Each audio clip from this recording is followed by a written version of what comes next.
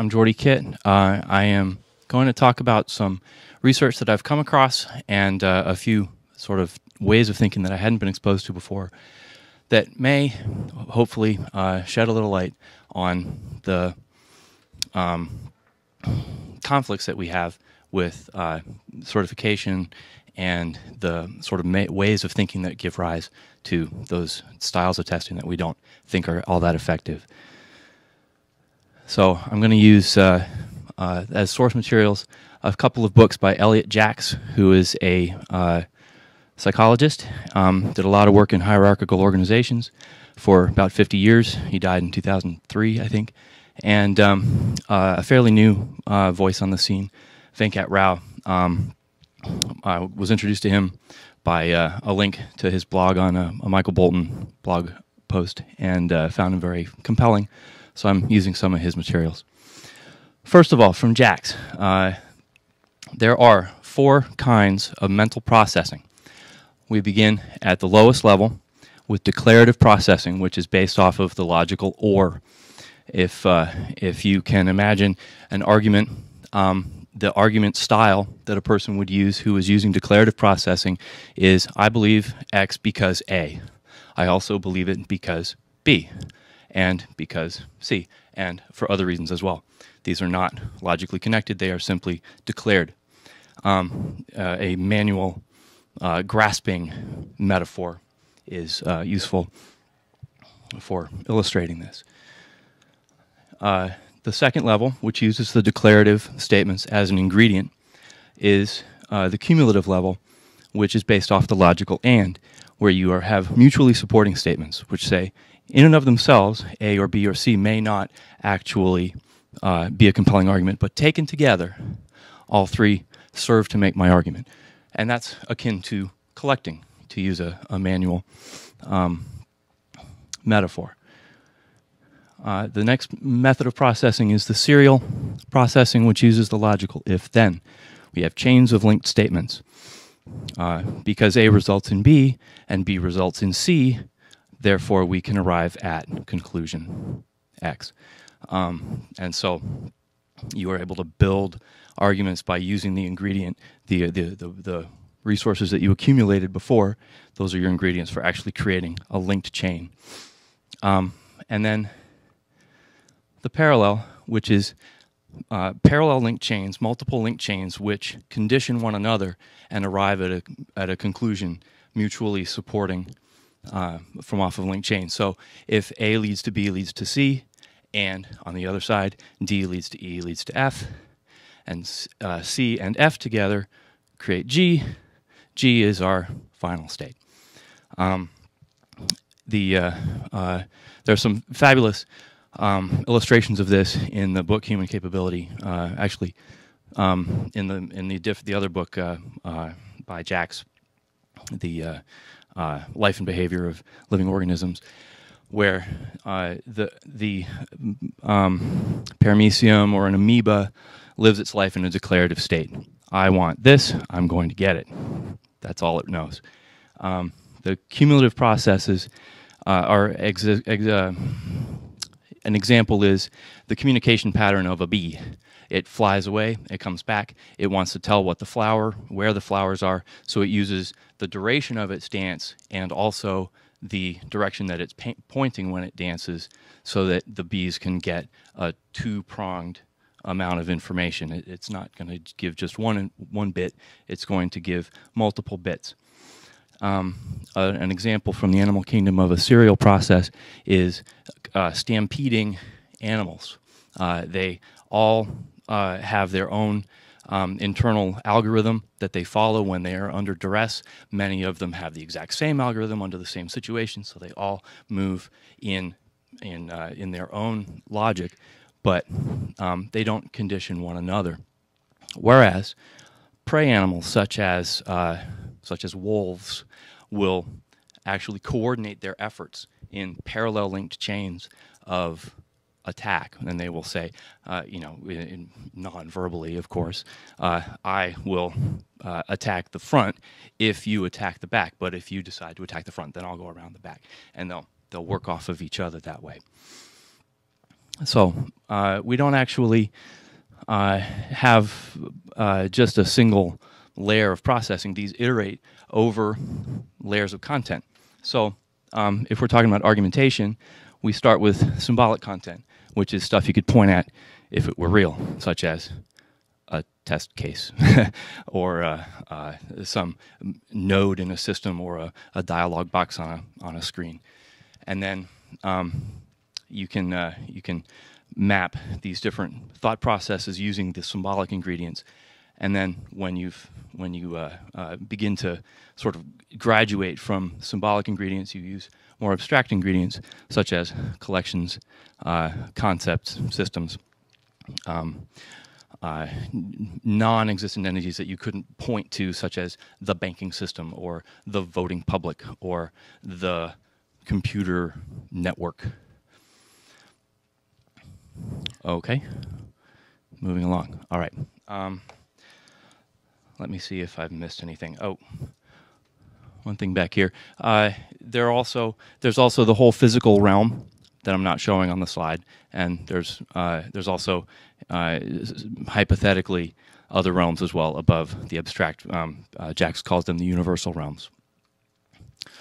So that's all wonderful in theory, but where does the rubber actually hit the road? You actually can map working styles to these different levels of cognitive process. So someone who is working at the declarative level on the symbolic layer of content can basically solve familiar problems.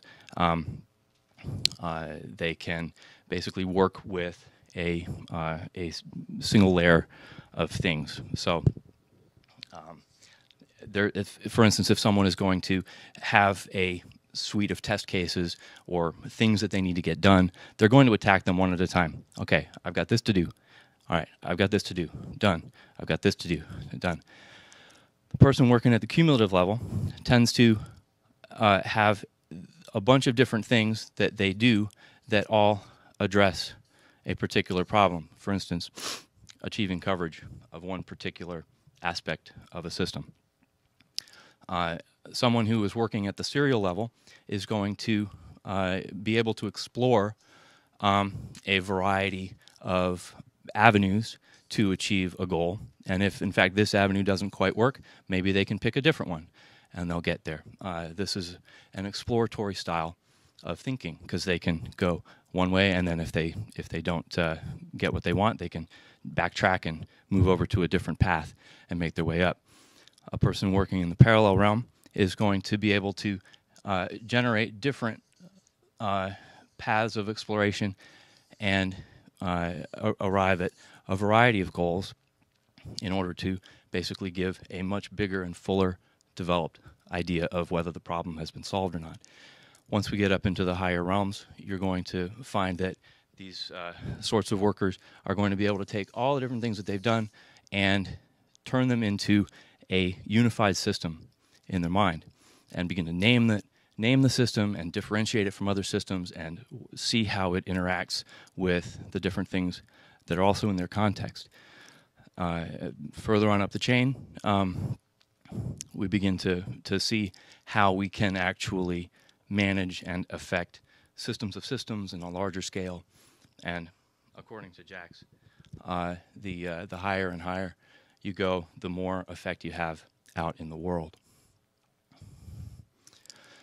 So the way that this practically is mapped to organizations is one defines the tasks and the roles that are required of different people in the organization by the time span of discretion required in order to do a good job at them.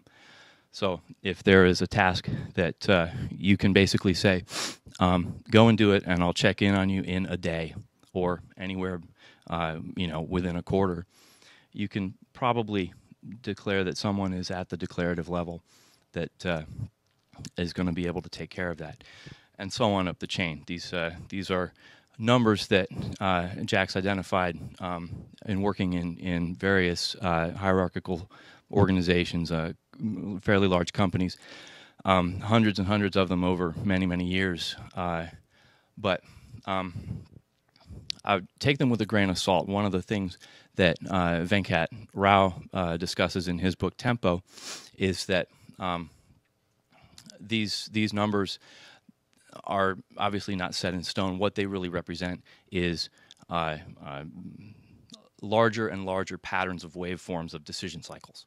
So at the lowest level of decision cycles, you have the lower level cognitive processes that are suited for that. And then as larger and larger spans of decision cycles build up and inform one another in larger and larger wavelengths, then the higher levels of cognitive processes are required in order to manage them.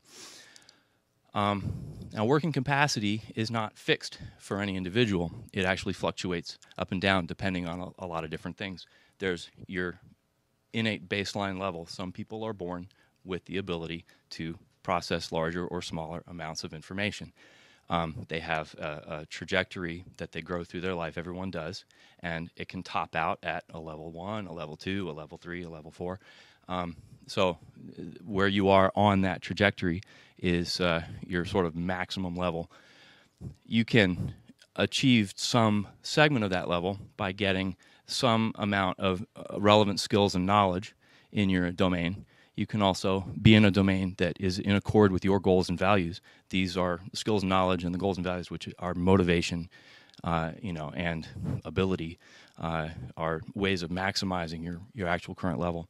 And then there are negatives like your inability to do work with others, or you're depressed, or you're tired, or you're sick. These things can bring your ability to do higher capacity work down. So how does this fit in the real world of teams trying to get things done? I've got a little team of 5 with the manager in red. This manager has got 4 people, and they're all trying to do some work within a context. And what that basically means is they're trying to extract value from their context. And that context, in our case, is going to be a big software project. And he's trying to get his folks to do the best job they can. And in order for them to do the best job they can, they need what the military calls situation awareness, which is the extent to which you can extract value from a context. If you are able to make sense of what you see and basically figure out what you need to get done, then you can actually be of use. The 2 aspects of situation awareness that are very important. One is the mental model that you create. Your picture of the context, and that's what serves as a filter. It's what you allow in and what you reject as background noise. And your mental model will encompass as many decision cycles as your current work capacity allows. Okay, so you can have a very big, very complex, very dynamic mental model, and it can change from day to day as your skills and abilities mismatch with what you're put into, and etc. So you can have greater situational awareness with a bigger mental model.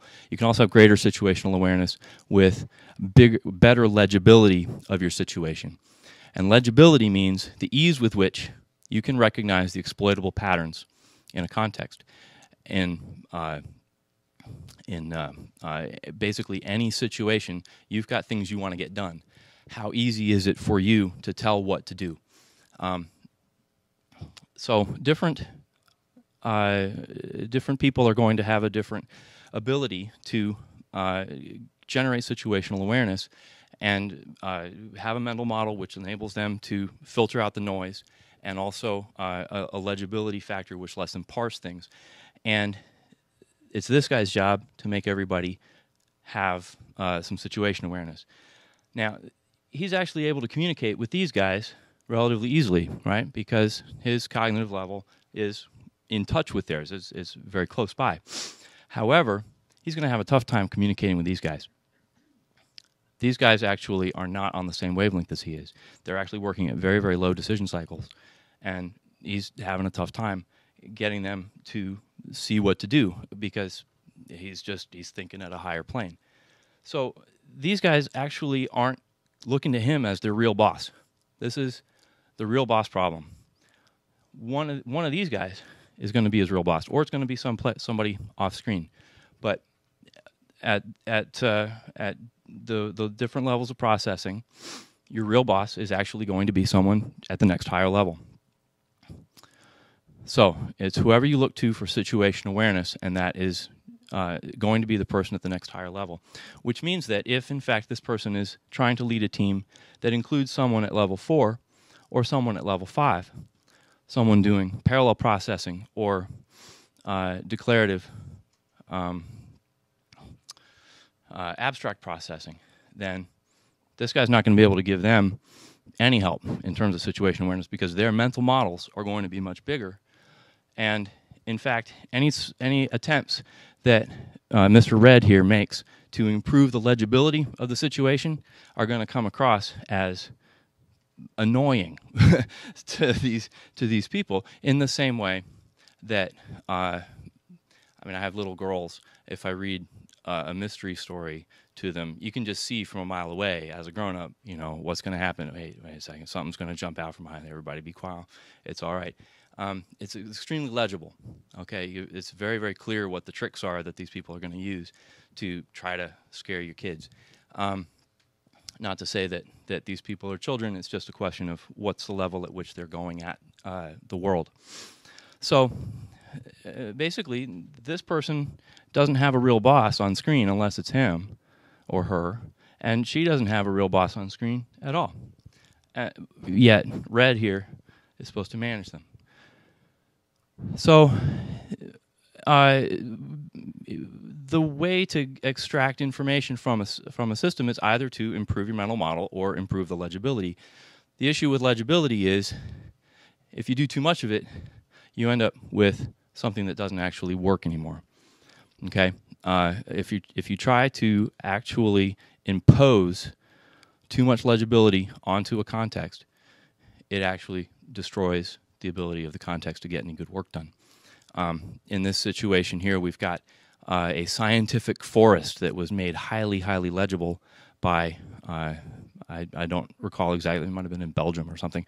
But Venkat Rao makes a point of quoting James Scott, seeing like a state. And this is not a forest, right? This is a highly legible group of trees. It can't possibly function as a forest. One more piece of information before we get to where I tie it all together. In Tempo, we're talking about decision-making patterns. The way that I'm tying this back to what I said before is that the mental models that we have, we build them all the time. We are dynamic about it, but we either know that we're doing this or we don't.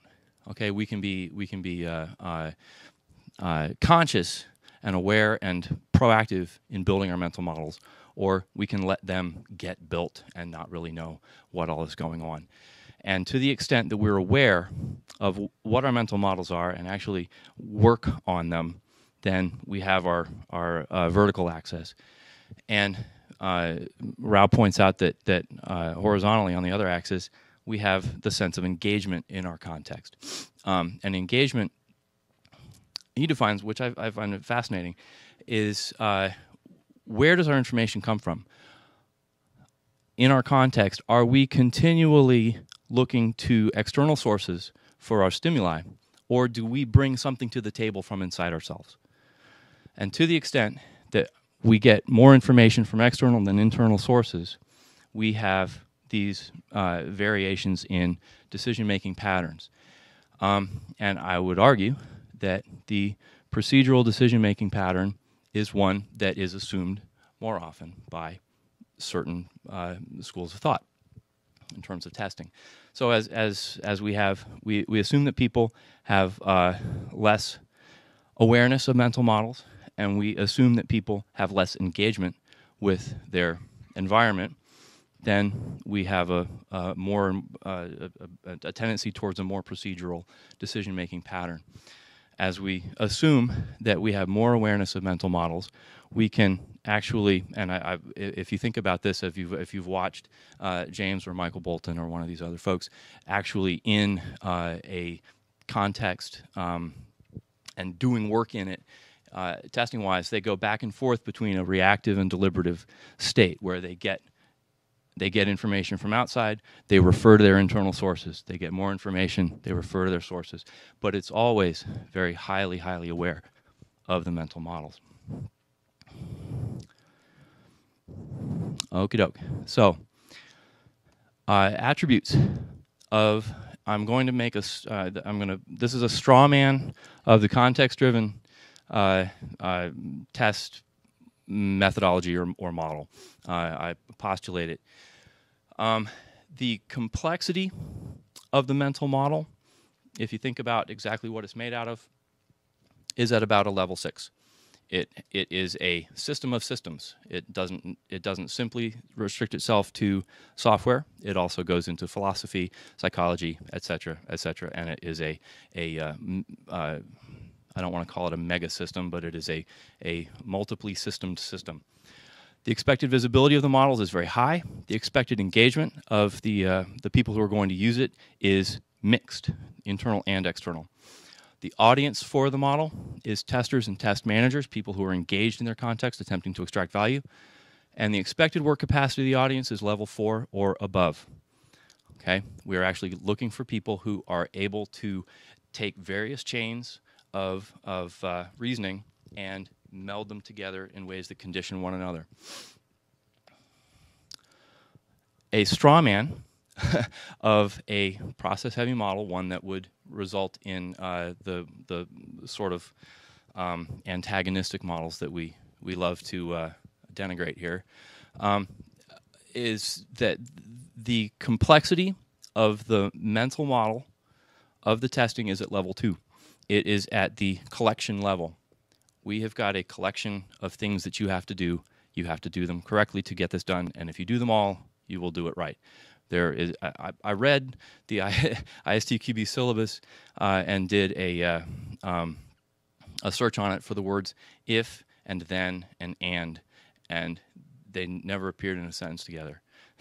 So if, then, and then, you no chains of condition on each other at all in the model. The expected visibility of the models in the mind of the practitioner is low. The expected engagement of the practitioner is towards the external side of information, okay, so low engagement. The audience, I argue that it is not testers. The audience for the model is hiring managers and non-testing managers, people who are essentially ignorant of the problem space. And the expected work capacity of the audience is at level 3 or below. So when you apply one model to an audience that is expecting another model, you have this impedance mismatch, which is a term that I heard someone here use just at, what was it, breakfast time? Or as a keynote? Someone just, Ryan Freckleton, just came up with it. He was discussing this exact problem where he's working with super duper smart people in some meetings, and he's working with typical government bureaucrats in other meetings. And when he tries to get them both in the room at the same time, he says it's impedance mismatch. So the issue is that both of these audiences are real. Both of these audiences have something to contribute to testing. Unfortunately, this audience vastly outnumbers this audience. Vastly outnumbers. The number of people who operate at level 3 or below, according to Jacks, is 90% of the workforce, if not more. When you get to level 4, you're looking at about 5%, 5 or 6. The highest levels, the abstract levels, is 4 or 5% of the workforce in decreasing numbers. Which is why I find it really interesting that one of the sort of key phrases or catchphrases that James has come up with is the 5%ers. I don't know if he has read Jacks, but it works very nicely on that. Another thing I thought was interesting was when Tim Coulter made his blog, he called it one of the wolves, and the wolves operate at a level 4 of parallel processing, which is what we would expect. So I am open. That's it. I don't have any more than on this, except here's a way of looking at this problem, and I wish I knew exactly what to do about it.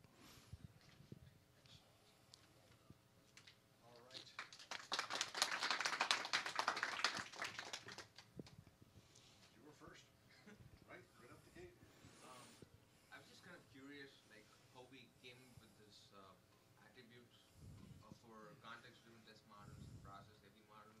In the sense, was there any research done on it or experimentation? I was just curious. Yes. Mostly, I made it up out of my mind as a straw man, basically, given what I know. I've been in the field for 16 years. I have seen a lot. Like I said, I've read the syllabus. I've never taken it. I have studied for the ISTQB exam, but I dropped out because I wasn't interested in getting that certificate. And I've done my best to map what I see as the structure of the argument to the level. It's possible that someone with a much more sophisticated understanding of Jack's theory could have a different opinion on it, but this is my straw man opinion on what it is. Geordie, one thing for you. Please restate more clearly what the question is into the mic, because people. Absolutely. Okay. So retroactively, the question was, how did I come up with these different levels? And I pulled them out of the air, given what I know. Okay, great. I've got 177 as a new thread. How would you put people into different groups? Let's say, like, you're interviewing somebody. How would you kind of figure out whether they're in one or the other? How does one determine the level of work capacity that they're currently at? You talk. You talk with them and you engage them at the best you can in a conversation. And then when the conversation is over, you examine the structure of the argument that they had. If you say, tell me what it is that how do you feel about testing? What is it that you think it really is or really does? And then they give an answer. They say, well, it is a open-ended heuristic search and faults and failures of this and that. And you can actually discover, pick out the elements of their argument and see how they are put together. If they say such and such happens, and that leads to such and such, and then that leads to such and such, and oh, don't forget that we got to go over here and see that and that and that, and then take all that together, and voila, then they're operating at level 4. If they say, I like testing, testing's great. I have a certificate. Hire me. 3 unrelated assertions. They're operating at level 1. That may not be their highest possible level, but that's where they're at with you, and that's what you know. So there's plenty more on the actual methodology in the Human Capability book by Jacks. It's a very, very clear and specific methodology for breaking this stuff down. It's the research is pretty phenomenally compelling that this works. Yeah, I think you're onto something here. I'd empathise with your point about the audience, certainly the managers. I think it's more that they're pulling certification. They seem to want it rather than some testers are pushing it down their throats. They seem to want that stuff. They seem to want the process. I think my question is, does your research and your thinking give any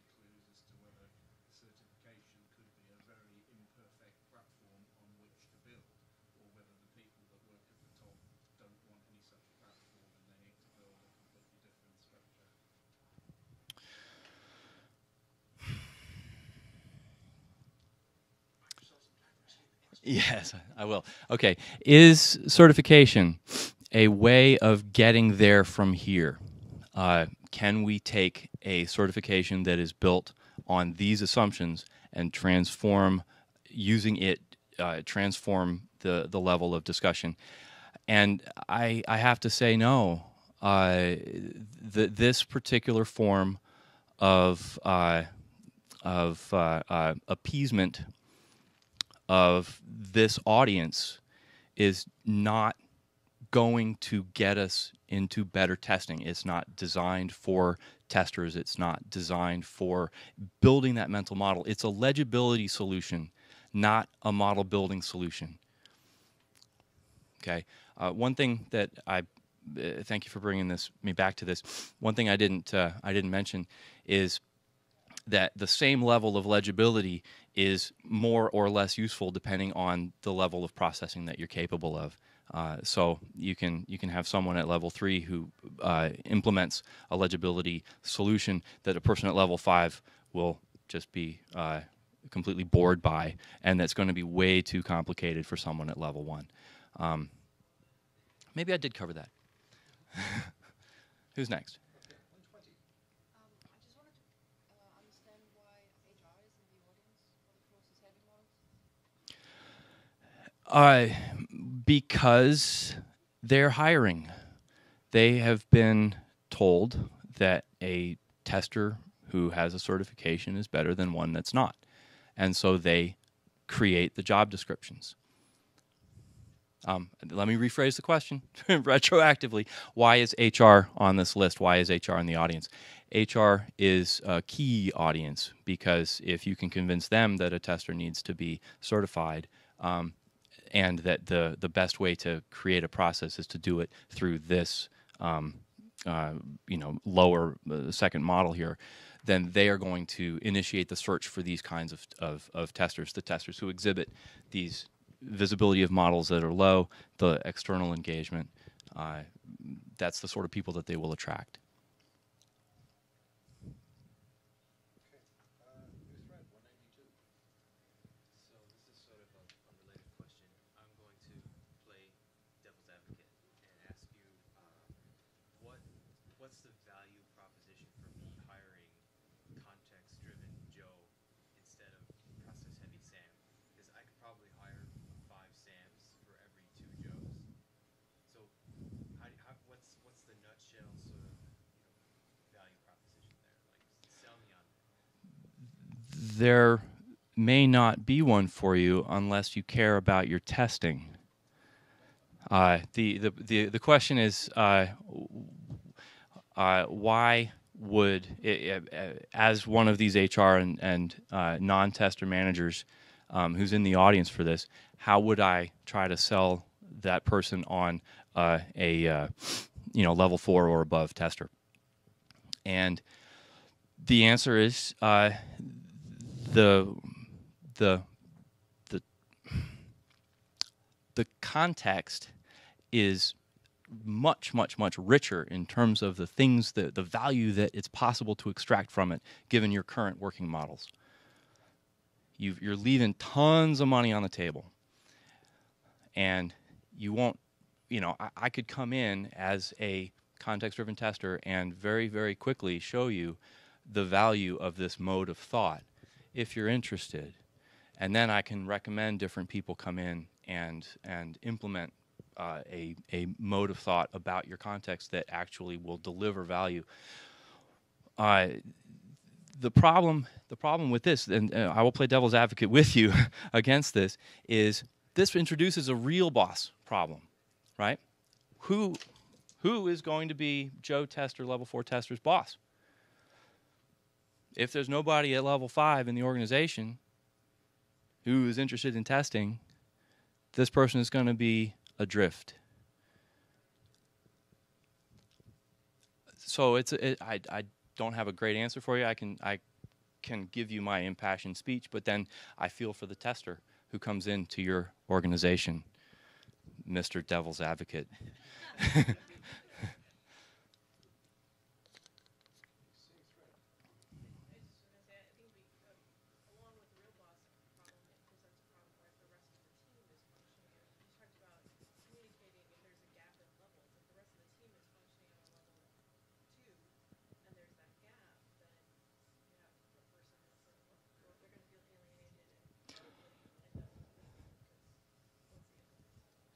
Ding, ding, ding.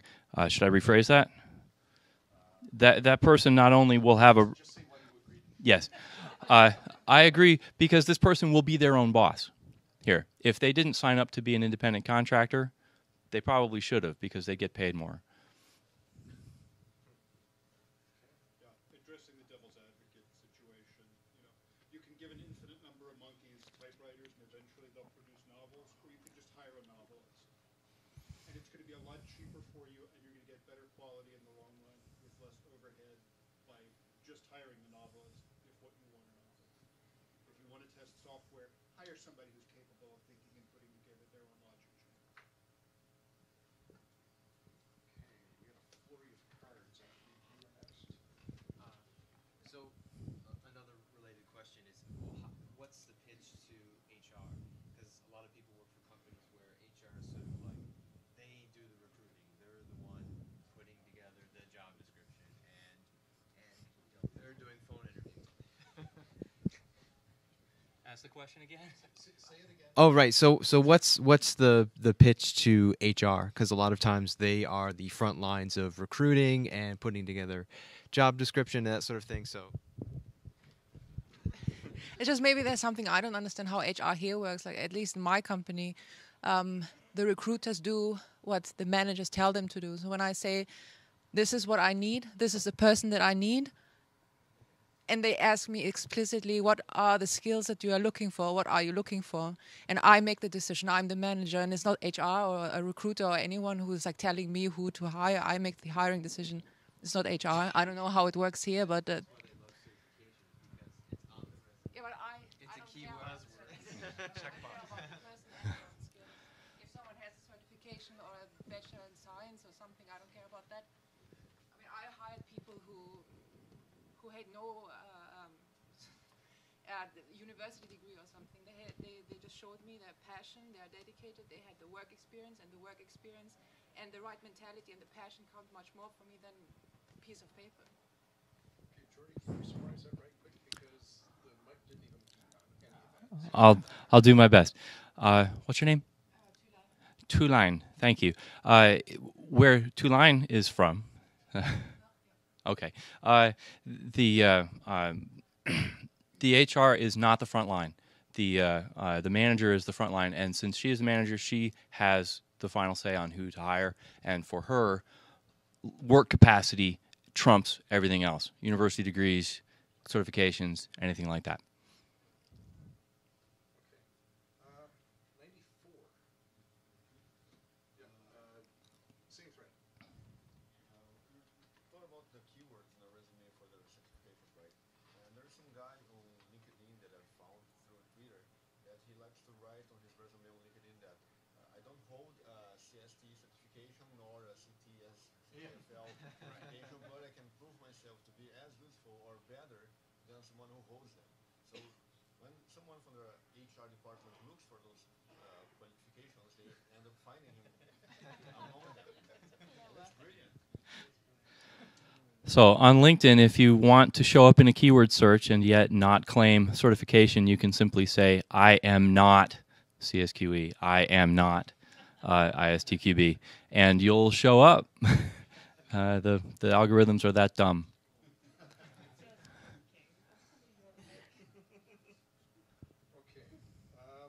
36 on the same thread. Oh, I was just saying, as far as your idea about why HR works the way they do, and certainly I think part of it is they're not necessarily passionate about hiring testers. They're passionate about getting this wreck out of the way. And so I think a lot of times they're looking for shortcuts in the context a lot of times of American companies, and so they just want to be able to go through and filter, because I know I've had a hard time trying to get the fidelity between what I am searching for, and I can tell them the things that I want, but they just don't necessarily get it unless they're really into it.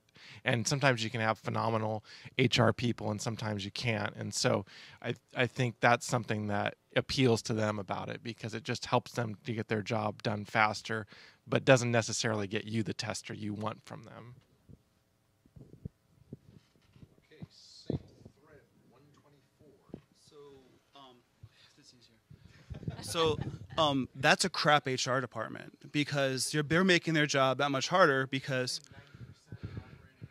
Agreed. And I guess, I don't know, maybe my company has a better HR department, but I would never admit that to them.